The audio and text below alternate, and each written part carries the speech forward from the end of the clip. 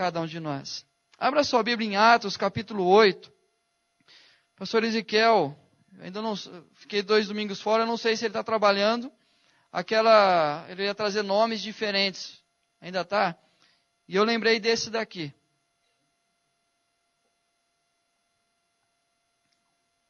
Atos capítulo 8, a partir do versículo 4.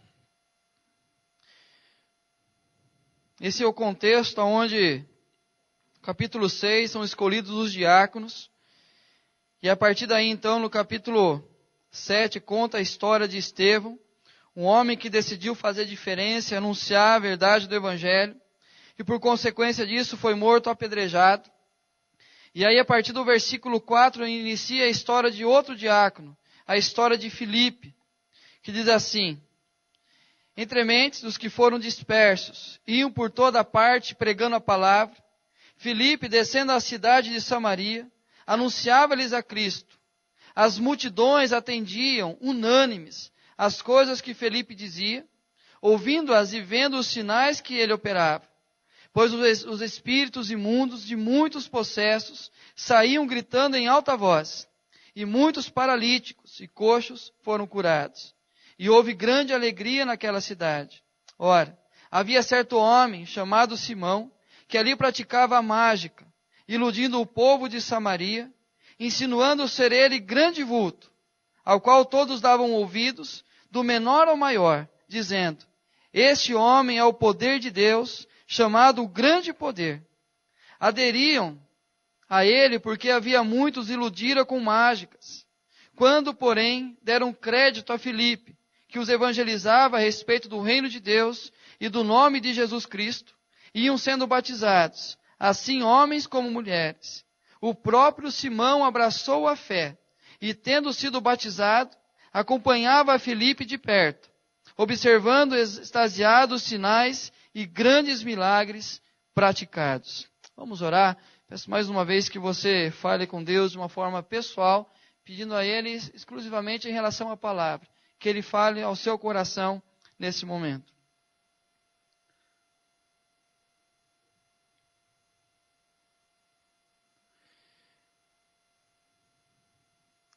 Pai, a Tua palavra, Deus, que mais uma vez foi lida diante da Tua igreja, mais uma vez será anunciada, e eu creio que mais uma vez, ó Pai, o Senhor há de investir em nós a Tua palavra, a Tua vontade, falar a nós as Tuas verdades, ó Pai, e assim a certeza do mover do Teu Santo Espírito, ó Pai, nos dando compreensão desta palavra, e assim eu peço, Deus, capacitação para anunciar esta palavra do Senhor. E nós cremos, ó Deus, que o Senhor fala através da Tua palavra, gera vida em cada um de nós. E nessa noite, ó Deus, nós queremos tomar, ó Deus, posição, de decidirmos realmente mudar, ó Pai, aquilo que é necessário, para vivermos de uma maneira diferente e vivenciarmos, ó Deus, as Tuas realidades na nossa vida, ó Pai. Fala ao nosso coração. Quebra qualquer barreira, ó Deus, que nos impeça de ouvir a Tua palavra. Ó Deus, dá foco a cada um de nós, ó Deus, naquilo que o Senhor vai dizer, para que este momento seja um momento especial na nossa vida. O momento do Senhor falar aos nossos corações. E isso gerar vida em cada um de nós, ó Pai. Nos abençoe. Em nome do Senhor Jesus. Amém, Senhor. Queridos, aqui tem a história de 2 homens. Filipe, mais conhecido, e Simão, o mágico, um pouco mais desconhecido, um pouco mais, talvez, rejeitado, alguém que poucos colocariam o nome Simão baseando-se nele. Talvez Pedro ou outra coisa, mas se colocar Simão, olhando para esse texto, jamais colocaria no seu filho. Mas Filipe, nós conhecemos vários Filipes que foram colocados esse nome exatamente por esse evangelista. E aí nós vemos então 2 homens, 2 realidades, 2 homens agora vivendo na mesma cidade, vivendo uma situação semelhante, 2 homens que tinham multidão atrás deles, 2 homens que operavam sinais, operavam prodígios, 2 homens que a multidão ouvia o que eles tinham para dizer, aonde eles iam a multidão ia atrás. 2 homens de igual forma naquilo que faziam, porém 2 realidades totalmente diferentes diante de Deus. E aí quando nós olhamos a questão do que Filipe fazia em Samaria, o texto fala que ele anunciava a palavra e operava milagres. Era isso que Filipe fazia em Samaria. Ele anunciava a palavra, falava de Jesus, ensinava sobre o reino de Deus e grandes sinais ele operava naquele lugar através do poder de Deus. Mas na mesma cidade existia Simão, um mágico, alguém que o texto diz que ele estava iludindo a todos, insinuando ser ele um grande vulto. E todos acreditavam ser ele o grande poder e ter o poder de Deus na sua vida. Alguém que atraía as pessoas, alguém que chamava as pessoas, chamava a atenção, dominava sobre elas, exatamente pela magia que ele tinha, pela forma que ele iludia essas pessoas. Então nós encontramos dois homens na mesma cidade, aonde a multidão seguia esses homens. E quando nós pensamos numa cidade pequena, aonde dois homens operam coisas grandiosas, como começa agora uma grande confusão. A confusão está armada. Então pessoas deixavam de seguir um para seguir o outro. E aí então o que acontece com Simão? Qual é a atitude dele? Ele abraça a fé. Ele é batizado. E ele anda juntamente com Filipe. E andar juntamente com Filipe, vendo os sinais e prodígios que ele realizava, o texto fala que ele ficava extasiado, boquiaberto, ficava maravilhado com aquilo que Filipe realizava. E queridos, se nós lêssemos apenas o texto até aqui, nós iríamos olhar para Simão e considerar realmente um grande homem. Alguém que viu o poder de Deus, alguém que entendeu a mensagem do Evangelho, alguém que abraçou a fé, foi batizado e andava coladinho com Filipe. Mas se você continuar lendo esse texto, você vai se decepcionar com Simão. Porque o que ele queria era apenas uma coisa. A grande diferença entre esses dois homens é que Filipe colocava Cristo no centro da sua vida. Simão, ele queria ser o centro de todas as coisas. Filipe colocava então Jesus como o centro da sua vida.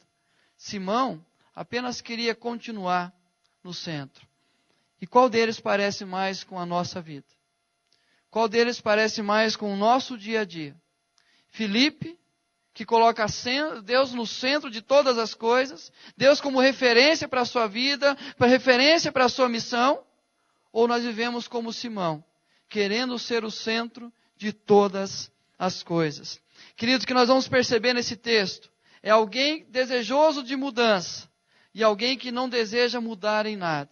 E nós vamos ver as consequências que acontecem na vida desses dois homens, a partir da decisão que eles tomam, de mudar ou não mudar. E nós vamos ver os riscos que nós corremos na nossa vida, a partir do momento que nós não tomamos a decisão de mudança, de abandonarmos aquilo que não agrada a Deus, de deixarmos a Deus ser o centro da nossa vida, e deixar de lado o nosso ego, o nosso egoísmo, a nossa própria vida, achando que somos o centro de todo o universo. Queridos, primeiro nós vamos aprender com Simão, que é o modelo de quem não deseja mudar. Simão é um modelo clássico, daquelas pessoas que não têm vontade de mudar. Primeiro, versículo 9, diz assim: Ora, havia certo homem chamado Simão, que ali praticava mágica, iludindo o povo de Samaria, insinuando ser ele grande vulto. Pequeno Simão achava que era grande demais. Pequeno Simão achava que era grande demais. Ele simplesmente se colocava como a pessoa mais importante, um grande vulto, uma celebridade. E aí nós, pequenos que somos, nos achamos grandes demais. Aqui o Everton brincou com a questão de chamar os pré-adolescentes de criança e disse que a mãe ainda o considera criança. Mas como nós, desde criança, queremos ser grandes demais. É por isso que os pré-adolescentes querem ser chamados de pré-adolescentes, mas são crianças. Mas não aceitam porque desejam de crescer rápido demais.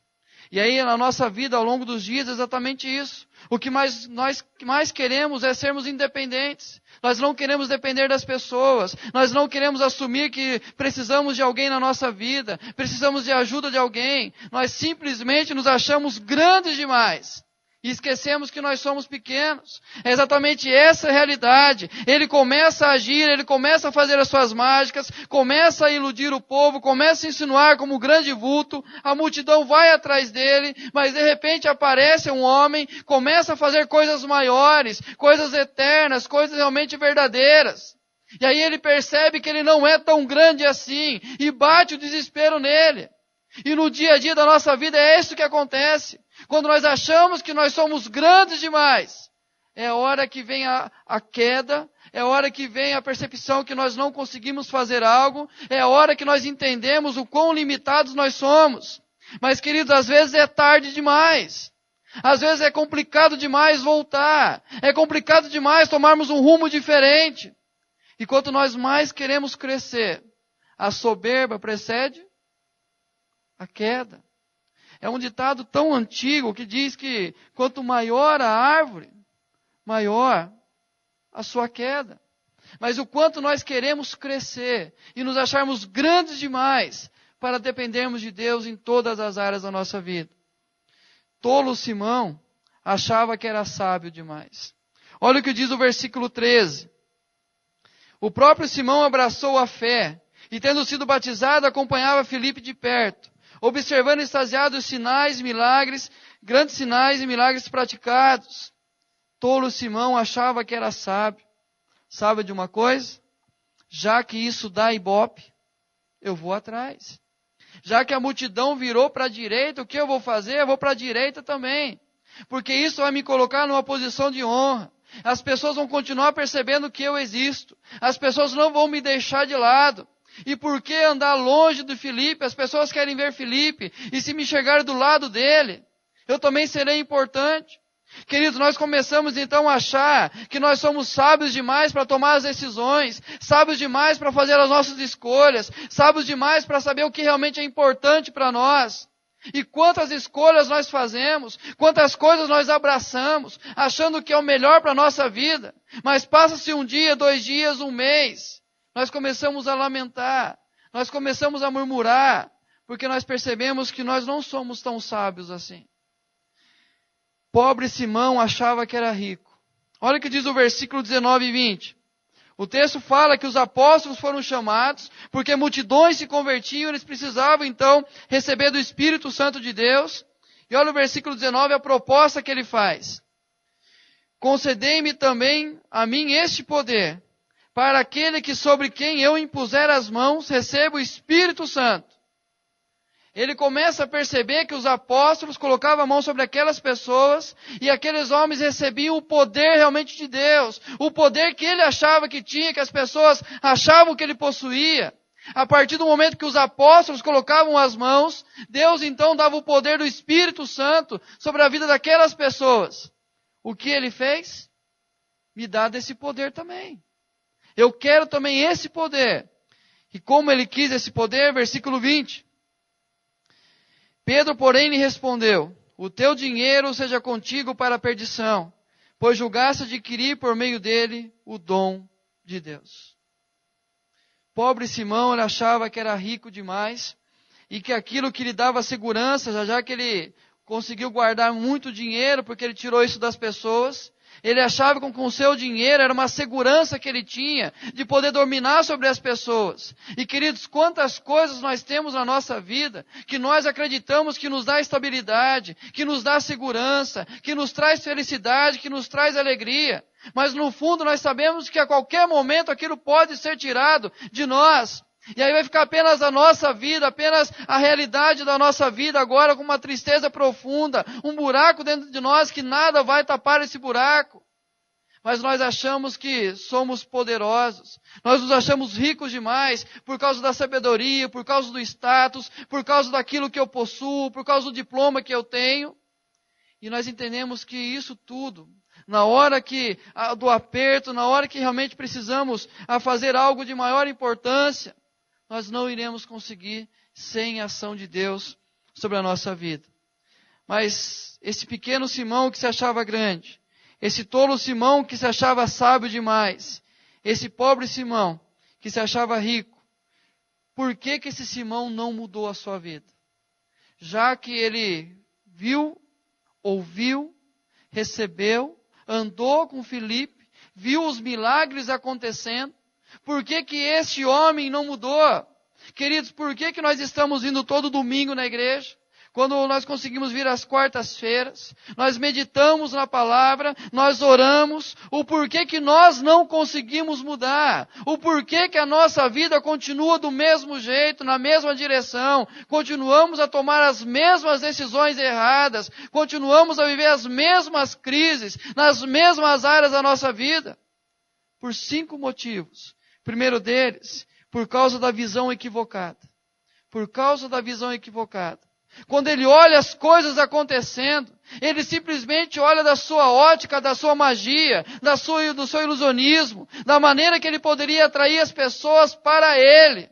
E essa visão equivocada que ele tem de achar que se ele tivesse aquele poder, as pessoas iriam continuar o adorando, faz com que ele não mude na sua vida. Quando nós temos uma visão equivocada do Evangelho, uma visão equivocada daquilo que está sendo dito, uma visão equivocada daquilo que Deus quer da nossa vida, queridos, nós não iremos mudar. Nós iremos continuar da mesma forma que nós estamos. Nós continuaremos a errar da mesma forma que nós erramos. É isso que vai acontecer. Enquanto tivermos uma visão equivocada do que Deus quer de nós, a sociedade tem visão equivocada. Basta você olhar as pessoas pelas ruas, como elas dizem de Deus, como elas falam de Deus, como elas querem de Deus na vida delas, como elas dizem que Deus está abençoando. Quantas vezes nós encontramos, por exemplo, queridos, pessoas que vão sair para cometer crimes. E antes de cometer o crime, o que eles fazem? Reúne o grupo e ora para Deus abençoar a ação que eles vão ter. Quantas vezes nós saímos com atitudes erradas e oramos antes disso? Queridos, uma visão equivocada, por causa da entrega parcial. É interessante, essa entrega parcial. Ele diz aqui que ouvindo tal, ele abraçou a fé. Ele abraçou a fé. Eu quero andar com você, Filipe. Estou gostando disso, gostei do que eu ouvi, eu quero abraçar essa fé. Apenas uma entrega parcial. Infelizmente, muitos de nós aqui apenas temos uma entrega parcial a Deus. Apenas um domingo à noite. Apenas uma área a qual eu estou mais precisando de Deus. É aquela área que eu oro, que eu coloco diante de Deus, mas não deixo Deus agir em outras áreas da minha vida. É aquilo que eu ouço que me faz bem. Eu começo então a avaliar aquilo que eu estou ouvindo e pegar apenas aquilo que me interessa e levar para casa aquilo porque eu sei que é bênção de Deus. Mas aquilo que Deus vem e confronta, aquilo que Deus vem e cobra de nós, nós não queremos. Por quê? Porque a entrega é parcial. Nós até abraçamos a fé, nós até frequentamos a igreja, nós até lemos a palavra de Deus, nós até tomamos a decisão de batizar, de ser membro da igreja. Mas apenas uma entrega parcial. A primeira tempestade, o primeiro vento contrário, a casa cai. Porque nós apenas construímos em cima dessa entrega parcial.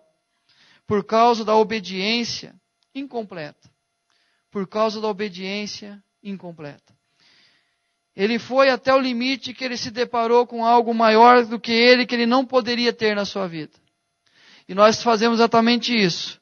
Nós obedecemos até a hora que nos interessa, até o momento que nos importa, até aquilo que nos chama a atenção. Nós começamos um trabalho novo no Igaçaba, no bairro aqui, e vamos começar um trabalho com crianças a partir de sábado que vem. Quando eu fiz um convite para algumas pessoas estarem trabalhando com a gente, a primeira coisa que eu falei, não é hobby, ministério não é hobby, ministério não é passar tempo, ministério não é fuga nossa, ministério não é um lugar que eu vou me esconder atrás dele. Eu preciso entender que ministério é entrega, é dedicação, é colocar Deus como o centro da minha vida e olhar as crianças como alguém que Deus ama e deseja transformar a vida delas. Mas o que nós mais fazemos é diante de situações complicadas, nós começamos a querer fazer parte de ministérios da igreja. Nós começamos a querer se envolver com outras áreas da igreja. Nós queremos fazer diferença no nosso trabalho, mas só quando as coisas estão apertadas. A obediência é apenas incompleta. Não é o todo da minha vida. Por causa do materialismo doentio. Materialismo doentio. Nós corremos demais, queridos, atrás do dinheiro. Nós corremos atrás demais da estabilidade financeira. E esse homem aqui começou a perder dinheiro. As pessoas começaram a andar atrás de alguém que não cobrava nada deles, que era real, que experimentava a mudança, não apenas uma ilusão. O que ele fez, pegou o resto do dinheiro que ele tinha, colocou a mão no bolso, chamou os apóstolos do lado e falou assim, olha, aí no versículo 18, vendo porém Simão que pelo fato de imporem os apóstolos as mãos, era concedido o Espírito Santo, ofereceu-lhes dinheiro. Infelizmente, queridos, nós achamos que o dinheiro compra tudo. Infelizmente, nós achamos que se eu tiver um pouco mais, eu vou ser feliz. Eu não preciso mudar nada na minha vida. Basta eu ganhar um pouco mais, que a minha vida vai ser diferente. Esse materialismo de desejar sempre mais nos impede de mudarmos na nossa vida. E por último, por causa do propósito egoísta. Por causa do propósito egoísta. Aonde apenas queria permanecer no centro. Queria permanecer como alvo que fosse aplaudido o tempo todo. E aí nós temos que tomar muito cuidado com isso. Porque às vezes nós até falamos da nossa fé apenas para que as pessoas nos admirem e olhem para nós como um grande vulto, uma grande referência. E infelizmente é o que tem acontecido hoje no Evangelho, nas igrejas evangélicas brasileiras. Aonde se tornou o mundo gospel, onde as pessoas se tornam evangélicas, se tornam o gospel, apenas para tirar proveito. E aí nós corremos o risco, numa menor escala, de vivenciarmos a mesma realidade, simplesmente por causa do nosso propósito egoísta. Queridos, Simão não mudou, porque tinha uma visão equivocada, uma entrega parcial, obediência incompleta, materialismo doentio e propósito egoísta. Mas e Filipe? Simão é o modelo de uma pessoa que não quer mudar. Mas Filipe é o modelo de quem deseja constantemente mudar. Quando fala-se de Filipe a primeira vez, é no capítulo 6, versículo 3, quando os apóstolos pedem então à igreja que escolhesse homens cheios de fé, cheios do Espírito Santo. Vai dizer assim no versículo 3, mas irmãos, escolhei dentre vós 7 homens, de boa reputação, cheios do Espírito e de sabedoria, aos quais encarregaremos desse serviço. E aí no versículo 5, e o parecer agradou a toda a comunidade, e elegeram Estevão, homem cheio de fé e do Espírito Santo, Filipe, Prócoro, Nicanor, Timão, Pármenas e Nicolau, prosélito de Antioquia. E escolheram entre eles Filipe. E 3 características eles dizem sobre ele: boa reputação, cheio do Espírito Santo e de sabedoria. 3 coisas que o mundo não aplaude. 3 coisas que o mundo não cobra de nós. 3 coisas que não são importantes para a gente alcançar o sucesso na nossa vida em meio à sociedade. Nós conseguimos conquistar tudo isso sem uma boa reputação. Não precisamos ter a melhor reputação. Um exemplo clássico é você olhar para a questão política no país. Não tem uma boa reputação. Você não vai trabalhar no lugar onde a pessoa vai, primeira pergunta, você é cheio do Espírito Santo? Não vai fazer essa pergunta para você. E você tem sabedoria? Questão bíblica. Não vão perguntar isso para você. E você pode tranquilamente ganhar a vida sem essas coisas. Mas, queridos, a partir do momento que nós escolhemos viver desta maneira, nós podemos até alcançar o sucesso. Mas a certeza que nós temos é que nós iremos viver constantes fracassos. Seja no nosso ambiente familiar, eu posso alcançar o sucesso em essas coisas, na minha vida profissional, mas na minha família eu vou vivenciar a destruição diariamente. Eu posso até encontrar maneiras de alcançar sem essas coisas, mas o fruto que eu vou colher vão simplesmente destruir tudo aquilo que eu construí através da ausência de tudo isso. Boa reputação. Primeira coisa de um homem que deseja mudar, de uma mulher que deseja mudar, é o desejo de ter uma boa reputação. Uma boa reputação. Queridos, quando a Bíblia fala para escolher os líderes da igreja, ela não manda escolher homens que tenham uma boa reputação dentro da igreja, mas que tenham uma boa reputação fora da igreja, onde as pessoas da sociedade olham para ele, entendem que é alguém de confiança, é alguém que eu posso confiar plenamente. E quando ele fala, olha, eles deram crédito àquilo que Felipe dizia. As pessoas aderiram às suas palavras. As pessoas abraçaram a fé. Porque olharam para Felipe e era um homem de boa reputação. Será que nós nos preocupamos com a nossa reputação, queridos? Será que eu estou preocupado com o que as pessoas irão pensar de mim? Tinha uma música evangélica um tempo atrás que dizia assim, não importa o que vão pensar de mim, eu quero é Deus. E aí no segundo ano do seminário, um amigo nosso entra com uma camiseta escrita numa aula do Adi Salum. Aí o Adi Salum olha assim, meu irmão, como assim? Como você não se importa o que vão pensar de você? Eu me importo sim, meu irmão. Queridos, nós achamos, porque o mundo fala que cada um cuida da sua vida, e não importa o que vão pensar a meu respeito, mas eu tenho que entender que eu levo um nome acima do meu nome. Eu levo alguém mais importante na minha vida. E quando eu levo essa pessoa mais importante na minha vida, eu tenho que zelar pelo nome dele. Tem uma história que eu creio que todo mundo aqui conheça, já contaram nessa igreja, com certeza diversas vezes. Quando Alexandre o Grande foi para uma batalha. E ele chama então o seu exército, prepara o seu exército e fala, homens, vamos lutar, vamos conquistar. E apenas um homem se esconde e não quer ir à batalha. Diz que não vai lutar, está com medo de lutar. E aí então Alexandre o Grande se aproxima dele e fala assim, qual é o seu nome? E ele responde, meu nome é Alexandre. E mais uma vez Alexandre o Grande pergunta para ele, qual é o seu nome? Ele diz, o meu nome é Alexandre. Pela terceira vez ele pergunta, a mesma resposta vem, o meu nome é Alexandre. Alexandre o Grande olha para aquele jovem e diz assim, ou você muda de nome, ou muda de atitude.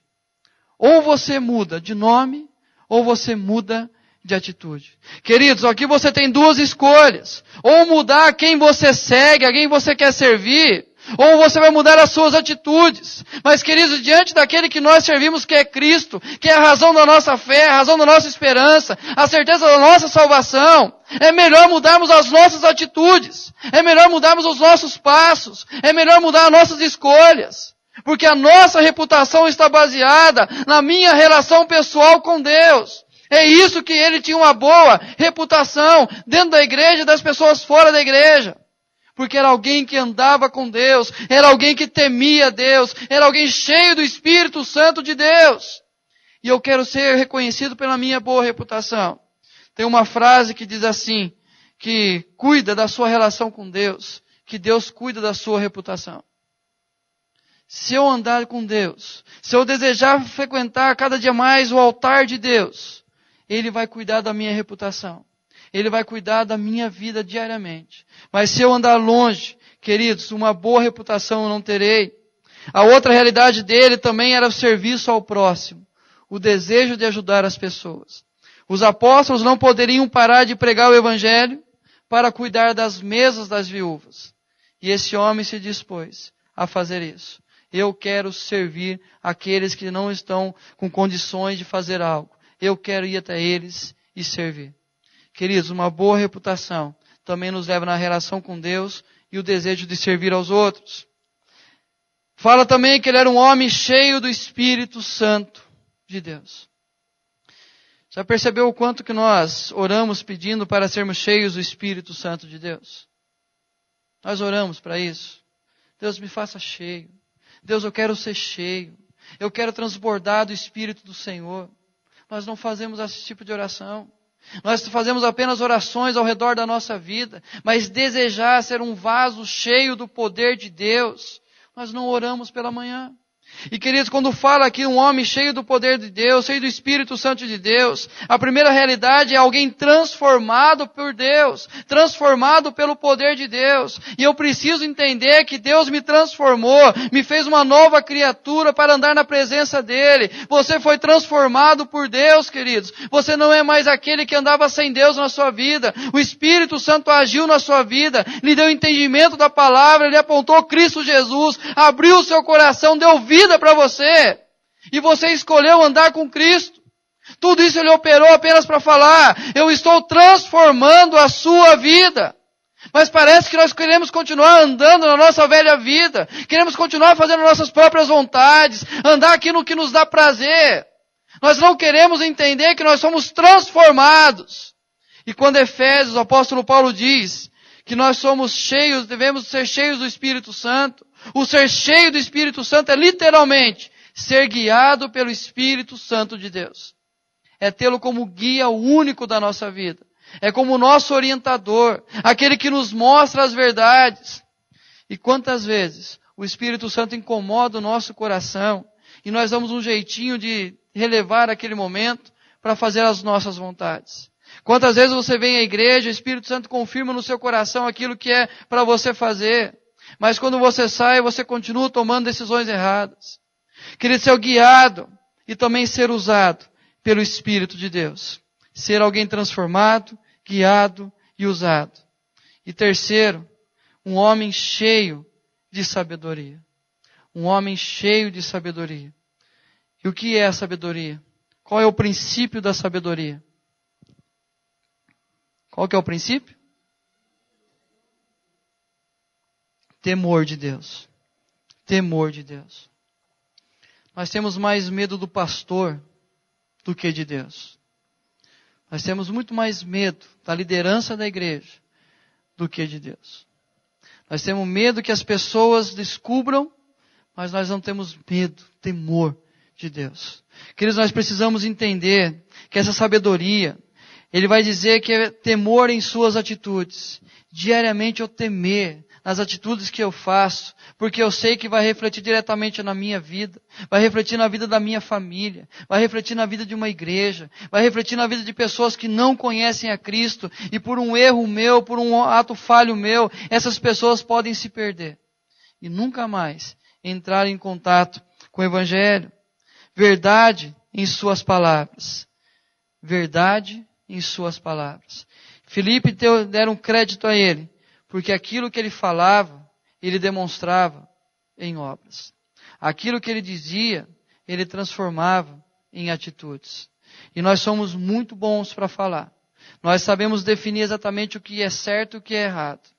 Mas quando nós erramos, nós também temos as justificativas para cada erro nosso. Queridos, nós precisamos ser cheios de sabedoria, na verdade em suas palavras. E terceiro, fidelidade em seu compromisso. Fidelidade em seu compromisso. Ele foi escolhido para cuidar de um rebanho, para estar cuidando de pessoas que eram necessitadas, mas vem a perseguição da igreja, ele vai para um lugar que não era a sua casa, ele vai para uma cidade que não era a sua cidade, ele vai para um lugar onde as pessoas não o conheciam. Ele tinha tudo para dizer assim, bom, olha o que aconteceu com Estevão, meu amigo, o dia da apóstolo, eu estava do lado dele. Nós conversamos no final da eleição, um parabenizou o outro, olha, vamos trabalhar, vamos fazer diferença. E olha o que aconteceu com Estevão, defendeu a sua fé, foi apedrejado até a morte, mesmo podendo falar de tudo aquilo que Deus fez pela humanidade, mesmo assim ele foi apedrejado. Sabe de uma coisa, eu vou ficar quietinho na minha aqui, vou ficar no meu cantinho, vou manter minha relação com Deus aqui na minha casa, mas eu não vou falar desse Deus, porque eu vou morrer. Queridos, alguém cheio de sabedoria, alguém com fidelidade, com compromisso, que assumiu.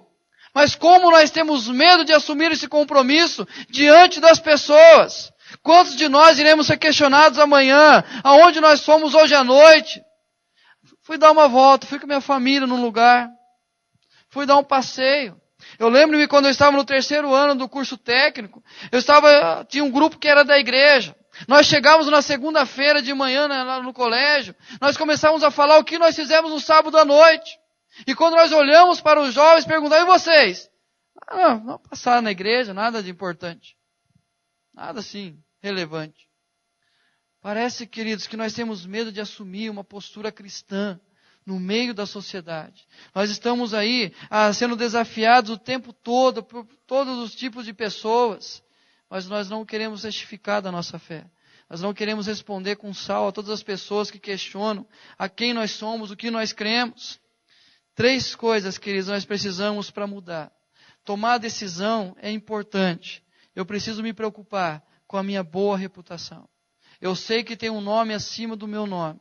que eu preciso dar honra em todas as minhas atitudes. Eu preciso entender que eu devo ser cheio do Espírito Santo, porque por Ele eu fui transformado, eu sou guiado, eu tenho que ser usado por Ele. Eu preciso entender, queridos, que eu preciso ser um homem cheio de sabedoria, demonstrado nas minhas atitudes, nas minhas palavras e nos meus compromissos. Mas o resultado da vida desses dois homens. O que acontece na vida desses dois homens? Filipe e Simão. Eu vou começar com a parte boa, que é Filipe. Esse homem se tornou um instrumento nas mãos de Deus. Esse homem, pela sua reputação, pelo seu compromisso, esse homem se tornou um instrumento nas mãos de Deus. Esse homem foi respeitado por todas as pessoas. E a sua família foi extremamente abençoada. Você vai encontrar em Atos 21, versículo 8 ao 10, dizendo que Paulo chega na casa de Filipe, o evangelista. Ele entra na casa e diz que ele tinha 4 filhas donzelas que profetizavam. Ele e a sua família, ele e a sua casa serviam ao Senhor. Ele e a sua casa estavam vivendo a presença de Deus constantemente. Ele e as suas filhas eram guiadas pelo Espírito Santo de Deus.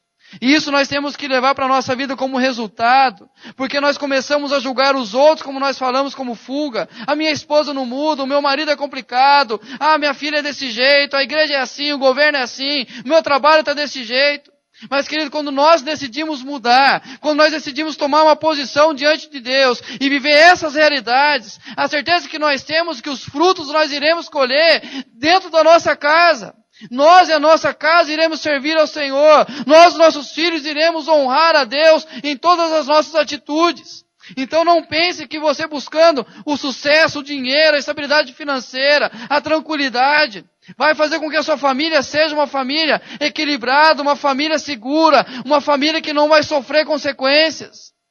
Lembre-se que as duas casas são construídas, tanto a da areia quanto a da rocha.